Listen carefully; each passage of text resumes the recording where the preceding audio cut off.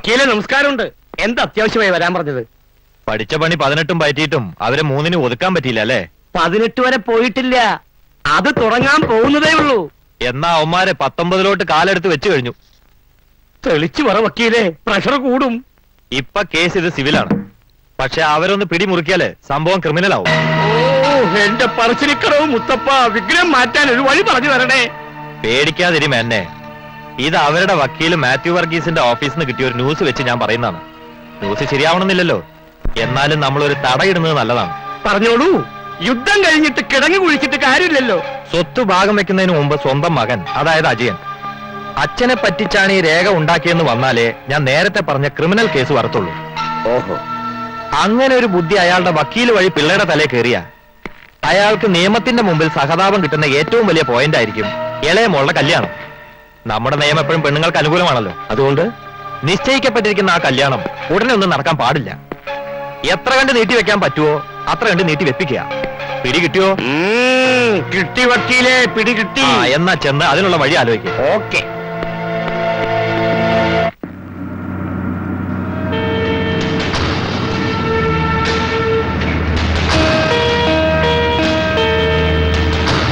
Ajaya, April 14 പറയുമ്പോ ഇനി ഒട്ടും സമയമില്ല.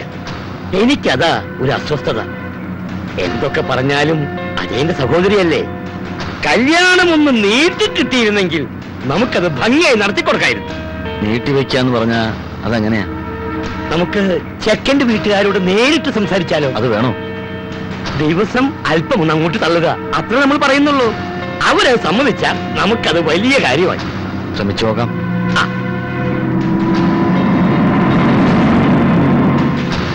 മോനെ, ദാ വലതുവശത്ത് കാണുന്ന വീടാ. ചന്ദ്രപ്പ, വണ്ടി ഒതുക്ക്.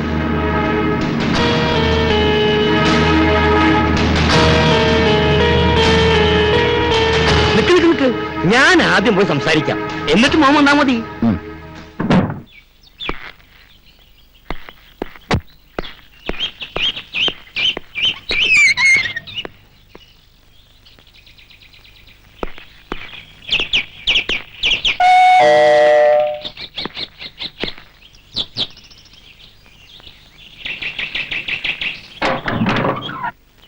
നെല്ലിശ്ശേരി വിശ്വനാഥമേനന്റെ വീടല്ലേ? അതെ. എന്റെ പേര് KDP മേനോൻ. നമസ്കാരം. വരൂ, അകത്തേക്ക് വരൂ. അയ്യോ വേണ്ട, ഒരു കാര്യം പറഞ്ഞിട്ട് പോകാനാ. എന്താ വിശേഷിച്ച്? ആ അർജുനൻ പിള്ളയുടെ മകളെ ഇവിടുത്തെ പയ്യന് വേണ്ടി ആലോചിച്ചു എന്നറിഞ്ഞു. അതെ, തീയതി വരെ നിശ്ചയിച്ചല്ലോ. എന്താ കുട്ടിക്ക് വല്ല? ഏയ് അതൊന്നല്ല, പിള്ളയുടെ സാമ്പത്തിക സ്ഥിതി ഇപ്പൊ ഇത്തിരി മോശ. പറഞ്ഞ തീയതിക്ക് കല്യാണം നടക്കേണ്ട കാര്യം സംശയമല്ല, നടക്കാൻ സാധ്യതയില്ല. അയാള് നിങ്ങൾക്ക് തരാമെന്ന് പറഞ്ഞ തുക കിട്ടില്ലെന്ന് മാത്രമല്ല, നാളെ ചെക്കന് ബന്ധുവീടെന്ന് പറഞ്ഞ് കയറി ചെല്ലാൻ ഒരു വീട് പോലും ഇല്ലാത്ത അവസ്ഥയാ. നെല്ലിശ്ശേരിക്കാർക്ക് അങ്ങനൊരു ബന്ധുത്വത്തിന്റെ ആവശ്യം ഇപ്പോഴുണ്ടോ? പയ്യനല്ലേ? അതെ, എന്റെ മോന്. അപ്പൊ കാര്യങ്ങളൊക്കെ നേരിട്ട് അന്വേഷിച്ചേക്ക്, അല്ലെങ്കിൽ പിന്നെ നാണക്കേടാവില്ല. നിങ്ങൾക്ക് ഈ കല്യാണം മുടക്കാൻ എന്താ അത്ര താല്പര്യം? അയ്യേ, കല്യാണം മുടക്കേ? ഞാനോ? ഞാൻ വന്ന് പറഞ്ഞേ ഉള്ളൂ. സ്വന്തം ആങ്ങൾ ഇത് വന്ന് പറയുന്നത് ശരിയല്ലോ എന്ന് കരുതിയ. കാറിലിരിക്കുക ജയസുധയുടെ ആങ്ങൾ അജയൻ. അജയ, ഒന്നും ഇങ്ങോട്ട് വന്നേ.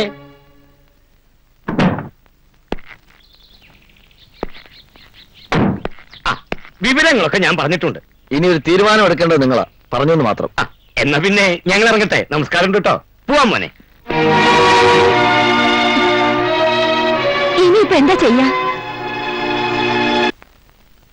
ഏയ്, ഇത് മനഃപൂർവ്വം നിങ്ങൾ ആരോ തെറ്റിദ്ധരിപ്പിച്ചതാ.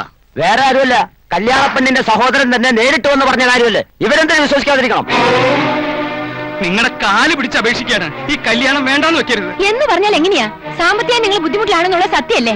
വീടിന്റെ കാര്യത്തിലും കോടതിയിൽ നിന്ന് തീരുമാനം വരണം, ശരിയല്ലേ? പിന്നെ നിങ്ങൾ പറയാൻ പോകുന്നത് കാശിന്റെ കാര്യത്തിൽ കുറച്ച് സാവകാശം വേണം, വീടിന്റെ ഷെയറിനെ കുറിച്ച് നമുക്ക് പിന്നെ സംസാരിക്കാം എന്നൊക്കെ അല്ലേ? എന്താ ഒന്നും മിണ്ടാത്തത്? ഇത്രയ്ക്ക് ഗതിയില്ലാത്ത ആൾക്കാരുമായിട്ടുള്ള ബന്ധം ഞങ്ങളുടെ മോന് തലയിൽ കെട്ടിവെക്കാൻ ഞങ്ങൾക്ക് താല്പര്യമില്ല. അപ്പൊ ഈ വിവാഹം നടക്കില്ല.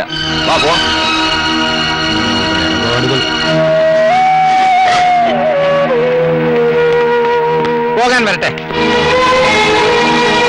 പറഞ്ഞ തീയതിക്കുള്ളിൽ നിങ്ങൾക്ക് കിട്ടാനുള്ള കാശ് കിട്ടിയാ പോരെ? അതിന്റെ ഉത്തരവാദിത്വം ഞങ്ങൾ ഏറ്റെടുക്കുന്നു. സംശയിക്കണ്ട. പിന്നെ ഈ കല്യാണം മുടക്കാൻ വേണ്ടി സർവ്വ കളികളും കളിച്ചത് ആ ജുബ മേനോനാണ്. സ്വത്തുക്കളെല്ലാം കൈക്കലാക്കാൻ വേണ്ടി അങ്ങേര് അജയനെ കൂടി കരുവാക്കിയതാ. നിങ്ങൾ ഈ പറയുന്നതൊക്കെ ഞങ്ങൾ എങ്ങനെ വിശ്വസിക്കും? വിശ്വസിച്ചേ പറ്റൂ. കല്യാണത്തിന്റെ തലേ ദിവസം പറഞ്ഞ തുക മുഴുവനും ഞങ്ങൾ വീട്ടിലെത്തിച്ചിരിക്കും. അതെണ്ണി നോക്കി കൃത്യമാണെന്ന് ഉറപ്പുവരുത്തിയ ശേഷം മാത്രം വിവാഹ പന്തലിലോട്ട് വന്നാ മതി. അതുവരെ ഒരു സാവകാശം ഞങ്ങൾക്ക് തന്നൂടെ? കൂടുതലൊന്നും ആവശ്യപ്പെടുന്നില്ല, ഒരു മാനുഷിക പരിഗണന അത്രമാത്രം. പിന്നെ വീടിന്റെ ഷെയറിനെ കുറിച്ചോർത്തും നിങ്ങൾ വിഷമിക്കണ്ട. ഞങ്ങൾക്ക് അനുകൂലമായ ഒരു തീരുമാനം ഉണ്ടാവുമെന്ന് ഉറപ്പാണെന്നാണ് അഡ്വക്കേറ്റ് പറഞ്ഞത്. അങ്ങനെയാണെങ്കിൽ ഞങ്ങളുടെ ഭാര്യമാരുടെ ഷെയറും സുധയുടെ പേരിൽ എഴുതി കൊടുക്കാൻ ഞങ്ങൾ തയ്യാറാണ്. വേറൊന്നും തോന്നരുത്. പെണ്ണിന്റെ സഹോദരൻ വന്ന് പറഞ്ഞപ്പോ ഞങ്ങള് നിങ്ങളെ ഒരിക്കലും ഞങ്ങൾ കുറ്റപ്പെടുത്തില്ല. അതിനെ കൂടുതൽ സംസാരിച്ച സമയം കളയണ്ട. ഒരുക്കങ്ങൾ ഒന്നുകൂടി ഉഷാറായിക്കോട്ടെ. ചെല്ലേ. ശരി. എന്നാ നിങ്ങൾ വരട്ടെ. അർജുനൻ പിള്ളയ്ക്ക് ഇനി 5 മക്കളില്ല, 4 ഉള്ളൂ. എനിക്കൊരു അപേക്ഷയുണ്ട്. എന്റെ ശാരദയുടെ ആത്മാവ് ഉറങ്ങുന്ന ആ വീട്ടുമുറ്റത്ത് വെച്ച് തന്നെ മോളുടെ കല്യാണം നടത്തണം. നടക്കും അമ്മാവ. ഈശ്വരൻ അനുഗ്രഹിച്ച് അമ്മാവന്റെ വീട്ടിൽ വെച്ച് തന്നെ സുധയുടെ വിവാഹം നടക്കും. അതെ. നിങ്ങൾ സമാധാനം. കേസിന്റെ ഗതി വെച്ച് നോക്കുമ്പോ വീട് നമുക്ക് തിരിച്ചു കിട്ടാനാ സാധ്യത. പക്ഷെ അങ്ങനെ ഒരു വിധി വരുമ്പോ അത് നിങ്ങളുടെ അളിയനെ കൂടി ബാധിക്കും. അതെങ്ങനെ വക്കീലേ? ഫ്രോഡ്ലാൻഡ് മിസ്റെപ്രസെന്റേഷൻ ഓഫ് ഫാക്ട്സ് IPC 420. ചതിക്കാൻ ഉദ്ദേശിച്ചുകൊണ്ടുള്ള വ്യാജരേഖകൾ ചമയ്ക്കൽ. ശിക്ഷ കഠിനാവോ? അതിപ്പോ പറയാൻ പറ്റില്ല. പക്ഷേ ചിലപ്പോൾ 3 വർഷം വരെ അകത്ത് കിടക്കേണ്ടി വന്നേക്കാം. അത് കുഴപ്പമില്ല. അകത്ത് കിടന്ന് ചിന്തിച്ചൊരു നല്ല മനുഷ്യനാകാനുള്ള സമയമുണ്ട് അവന്. ആ ജുബയ്ക്ക് ശിക്ഷ ഒന്നും കിട്ടിയില്ലേ? വേണ്ടേ? സാക്ഷിമൊഴികളുടെ അടിസ്ഥാനത്തിൽ പ്രതി കുറ്റക്കാരനാണെന്ന് കോടതിക്ക് ബോധ്യപ്പെട്ടിരിക്കുന്നു. ആയതിനാൽ ഇന്ത്യൻ ശിക്ഷാ നിയമം 420 വകുപ്പ് പ്രകാരം 2 വർഷം തടവോ 1 ലക്ഷം രൂപ പിഴയോ ഏതെങ്കിലും ഒന്നിന് ഈ കോടതി വിധിക്കുന്നു. വേനെ ഞാൻ പറഞ്ഞു വരട്ടോ വക്കീല്. സ്വന്തം അളിയനെ തന്നെ കോടതി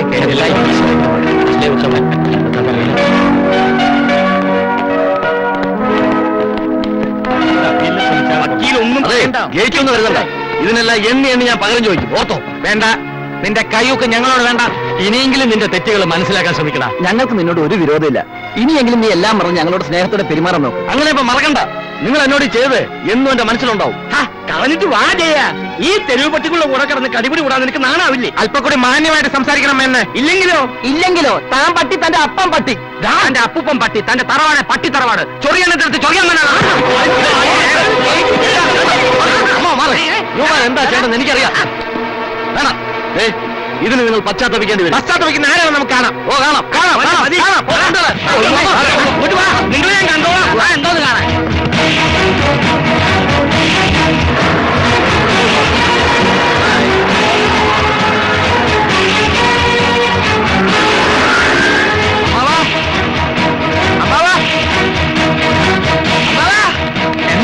എന്താ? സത്യം ജയിച്ചു. കേസിലെ ജുബ്ബ മേനോൻ തോറ്റു തൊപ്പിയിട്ടു. വീടിന്റെ ഉടമസ്ഥ അവകാശം അമ്മാവൻ തന്നെയാണെന്ന് കോടതി വിധിച്ചു. അമ്മാവൻ ആഗ്രഹിച്ച പോലെ സ്വന്തം വീട്ടിൽ വെച്ച് തന്നെ നമുക്ക് സുധയുടെ വിവാഹം നടത്താം. എന്താ അമ്മ ആലോചിക്കുന്നേ? ഒന്നുമില്ല, വിവാഹത്തിനുള്ള കാര്യങ്ങള് കുറച്ച് ദിവസമേ ഉള്ളൂ. അതൊക്കെ ഞങ്ങൾക്ക് വിട്ടു തന്നേക്ക്. എത്ര കഷ്ടപ്പെട്ടിട്ടായാലും അന്തസ്സായിട്ട് തന്നെ ഞങ്ങൾ സുധയുടെ വിവാഹം നടത്തും. അല്ലേ? പിന്നെ ആദ്യം മലപടി അയലത്തായി.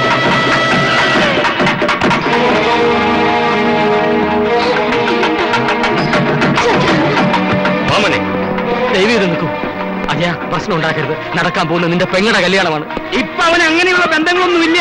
നിങ്ങളൊക്കെ കൂടി അവനെ കോടതി കയറ്റിയില്ലേ? അതോടെ തീർന്നു. അതൊക്കെ കഴിഞ്ഞ കാര്യങ്ങളല്ലേ, എല്ലാം നമുക്ക് മറക്കാം. അതങ്ങനെയൊന്നും മറക്കാൻ പറ്റില്ല. അതെയാ, എന്തും നമുക്ക് പറഞ്ഞു തീർക്കാം. ഈ ചടങ്ങൊന്ന് കഴിഞ്ഞോട്ടെ. നിങ്ങൾ തന്ത്രങ്ങളൊക്കെ എനിക്കറിയാം. ഒരിക്കൽ നമുക്കിട്ടൊന്ന് പണിതല്ലേ? അജയ്യ, ചെന്ന് എഴുതി വാങ്ങിക്കടാ. ഇതുപോലൊരു അവസരം വേറെ കിട്ടാനില്ല. ചെല്ലട വേഗം. കുഴപ്പമുണ്ടാക്കി. ഇത് ശരിയല്ല സാർ. ഏത് ശരിയല്ലെന്ന്? എടാ, ഈ കല്യാണം ഞാൻ നടത്തില്ല. എങ്കിൽ അത്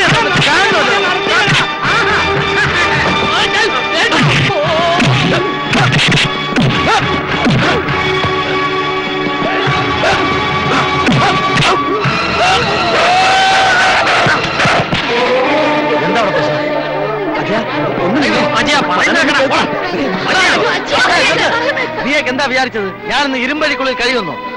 എല്ലാരും ഇതിൽ ഒപ്പിട്ടില്ലെങ്കിൽ ഈ കല്യാണം ഞാൻ നടത്തില്ല. അജയനാ പറയാം.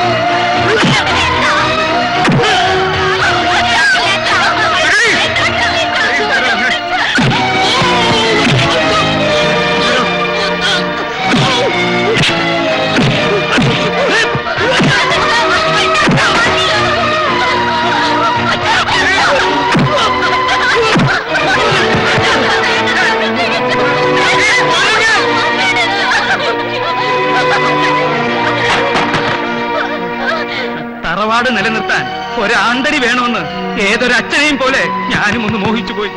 അവസാന കർമ്മം ചെയ്യാൻ ഒരു മകൻ വേണമെന്ന് ആരാഗ്രഹിക്കാത്തത്? നിന്നെ എനിക്ക് ദൈവം തന്നപ്പോ ഞാൻ എന്റെ മറ്റുള്ള മക്കളെ വരെ മറന്നു. മക്കളെല്ലാവരും ഒരുപോലെയാണെന്ന് നിന്റെ അമ്മ എന്റെ ശാരദ കണ്ണീരോടെ പറയുമ്പോഴൊക്കെ ഞാൻ എതിർത്ത് നിന്നിട്ടേ ഉള്ളൂ.